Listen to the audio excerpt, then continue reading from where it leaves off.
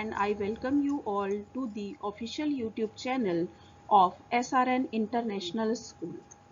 Today I am going to explain you social science topic of grade 5, governing ourselves. Topics which I would be covering here are brief introduction of governing ourselves. So let's start with the topics which I would be covering here. India, a union of 28 states and 8 union territories, central government, Lok Sabha, Rajya Sabha, President, state government, the judiciary. India consists of 28 states and 8 union territories. Together they make up the Indian Union.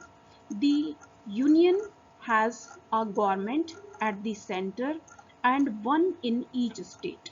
The Constitution contains everything: the powers of the state and the union government. The form of government is parliamentary form. The position and powers of the President and the Prime Minister of India. For example, during wartime, it is the duty of these central government to protect and defend the border. The government at the center is known as the central government, and those in the states are known as the state governments. This has been provided by the Constitution to govern the country properly. The power and authority to a group of people called the government. It runs schools, colleges, hospitals, and public transport. In addition to this, the government helps the poor in different ways by providing equal opportunities for all. A government protects people's freedom and their rights. It also maintains law and order and provides security. The highest law-making body in our country is known as the Parliament for the Union Legislature. It has two houses, the Lok Sabha and the Rajya Sabha. The Parliament consists of the President, the Lok Sabha and the Rajya Sabha. Let's know about the Lok Sabha. It is known as the House of People. The members are elected directly by the people. The candidate must be an Indian citizen with the minimum age of 25 years. Members of Lok Sabha are elected for a period of 5 years. The Lok Sabha can have a maximum of 552 members. Out of this, 530 and 22 members are from state and union territories respectively. 2 members are nominated by the President. The Speaker is the President Officer of the Lok Sabha. Now I'll give you a brief introduction about Rajya Sabha. It is known as the Council of States.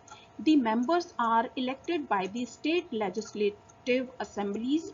The candidate must be an Indian citizen with the minimum age of 30 years. Members of Rajya Sabha are elected for a period of 6 years. The Rajya Sabha can have a maximum of 250 members. 238 members are from state and union territories, where 10 to 12 are nominated by the President.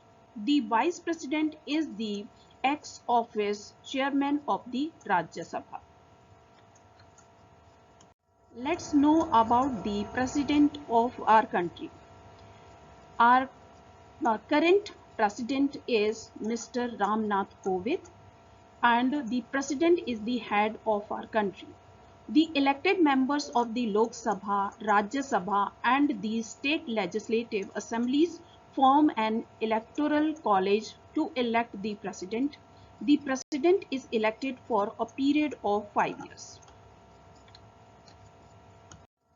Let's know how to form the government. Our country is a democratic country. Democracy is the government of people, for the people, and by the people. The citizens of India fight elections as independent candidates or by forming political parties. The party which gets the maximum seats forms the government. Sometimes, when no single party gets the majority, then many parties come together and form the government. This is called coalition government.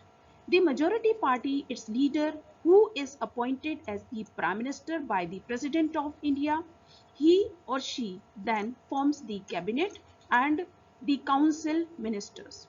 The ministers are either from the Lok Sabha or the Rajya Sabha. The leader of the party that has the largest number of members in the parliament is chosen as the leader of the opposition. Dear students, now let's discuss about state government. Every state has a legislative assembly called Vidhan Sabha. It makes laws for the state. The members of Legislative Assembly are elected for a term of 5 years. They are directly elected by the people of that state who are Indian citizens above 18 years of age. Our state is also divided into constituencies. From each constituency, the candidate who gets maximum number of votes is declared elected. When the assembly election results are declared, the party that gets maximum number of seats in the legislative assembly forms the government. The governor, who is the head of a state, invites the leader of the majority party to form the government. Now the leader of the majority party becomes the chief minister of that state. The governor is appointed by the President of India for a term of 5 years. Let's know about the judiciary system. The judiciary is an important organ of the state. The Constitution of India provides for an independent judiciary. The Supreme Court is the apex court in India. The Supreme Court is the highest judicial body in our country. The Chief Justice of India heads the Supreme Court. At the state level, the High Court is the head of the judicial administration. The head is the Chief Justice of that state. There are many other judges in the Supreme Court. All are appointed by the President of India. Each state consists of districts.